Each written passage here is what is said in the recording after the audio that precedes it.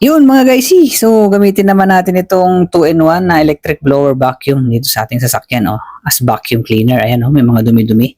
Okay, so ito dito yan mapupunta yung dumi. Yan, tapos ilipat nyo lang yung uso ng pang blower dito sa side na to. Kasi dyan yung pinaka-vacuum niya, yung higop dyan guys. Okay, tapos yung mga dumi na may higop dyan is pupunta naman dito sa kabilang side. Yan, dyan, dito sa may lagayan dyan. Okay. Ayan, 2-in-1 siya guys. Blower and vacuum na. So ngayon, try na natin dito. Ayan dumi yung ating sasakyan. Tingnan nyo maigi guys kung gaano kalakas Ayan Okay, so siyempre sasaksak na natin. Ayan nga.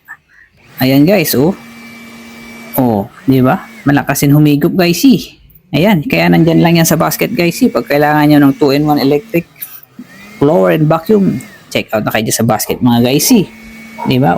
Madali lang maglinis ng mga dumi-dumi sa flooring ng inyong sasakyan guys Ayan try pa natin dito naman sa may driver side so mapupunta doon yung mga alikabok guys ayan ang vacuum cleaner and electric blower guys dito yung sa driver side dami ding dumi. So yan, kayang-kaya niya higupin guys malakas ito.